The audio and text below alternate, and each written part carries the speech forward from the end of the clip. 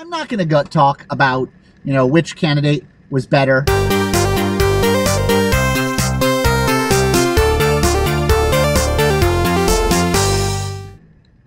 Hey, everybody. Matt Cribbs here, and welcome back to another Wednesday morning drive. How are you doing?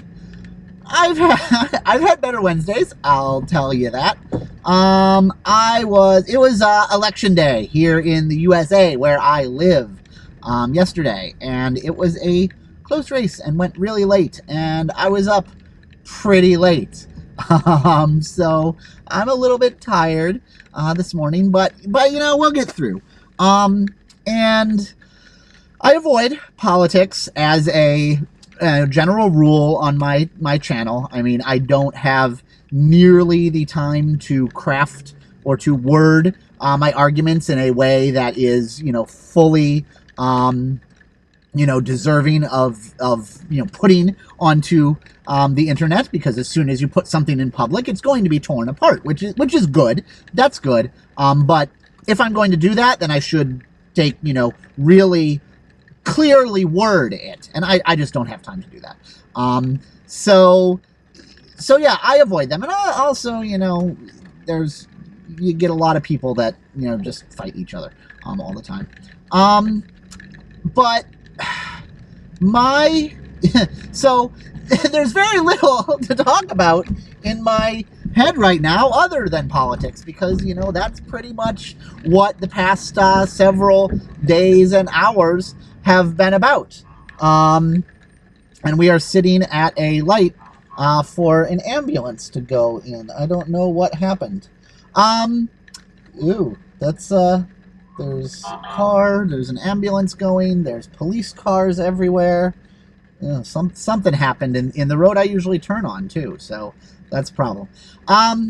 Anyway, yeah, so I'm not going to talk right now about which candidate I agreed with or didn't agree with. I'm not going to talk about which candidate, might have been better, or their policies, or any of that. The fact is, a presidential election was just held. We have elected a new president, and it was a very, very close race. Donald Trump got enough people to vote for him that he won the Electoral College, which is how we choose the president. But that it was close because he didn't win the popular vote. So it's going to be torn. And not only was it so close, it was a very bitter and ugly race. There was, accusations of lying and cheating and disgusting, and it was ugly and not pleasant and divisive. It made a lot of people angry. And it made a lot of people, Facebook feeds are on both sides, filled with, lots of just dismay and fear and anger. And I don't guess whether you're talking about each side before or after the election. And it's very emotional for people. But that's the way how we decide things here in America. And this is how it's going to be. Donald Trump is going to be the next president of the United States. That was a little hard to say. That's my one concession to my personal politics. But what's important here is that we all need to live with it, and we all need to get together, and that is going to be hard because it was so close, and because it was so bitter on both sides, and because, frankly, the kind of campaign Donald Trump much more than Hillary Clinton ran was based on several things that need to stop, or they are going to tear the country apart. His campaign was based a lot, not all of it, and I get why. I don't necessarily agree, but I get why a lot of people voted the way they did.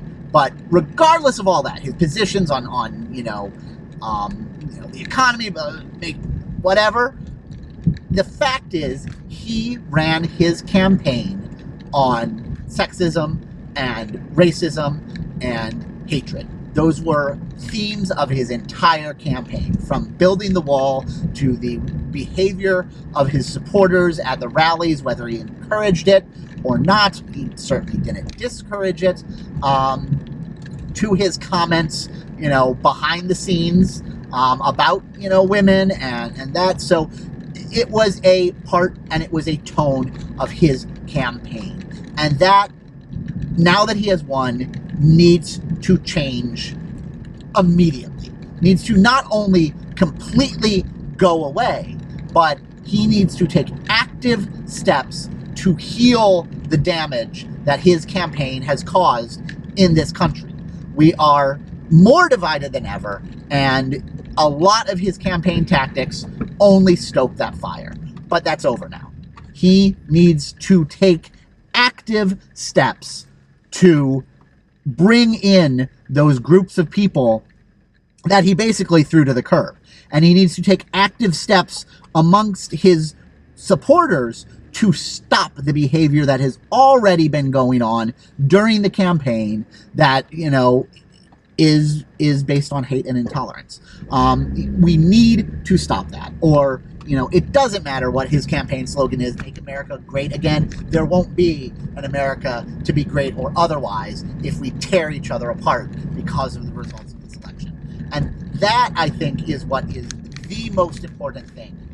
Regardless of your position on who won, or regardless of all the politics and stuff, and all of that, we are in a precarious position right now. And the next few weeks and days, even, weeks and months, are going to determine a lot of what happens over the next 4 years. Are we going to shift away from this divisive and hate-filled, you know, tone that has been going on? And are we going to try to probably not work together, but at least have a, you know, a fairly inactive presidency? Or is the divide going to be even bigger? And are, you know, keep in mind the party he won under, the Republican Party, even though I think there is deep divides within the Republican Party itself, but they are now in control of the Congress and the executive, legislative and executive branch. So there's a lot of power there. And if the tone does not shift immediately, a lot of things are going to happen that are going to be very hard to reverse. And a lot of bad things. I mean, yeah, I mean, that's about all I can say on that. I'm very concerned, regardless of the political aspect of everything. And I will let you make your own decision. I am more concerned about the emotional aspect and the emotional divide that exists and that we are going to have to live with. And that's where I'm at. I hope you have a great week.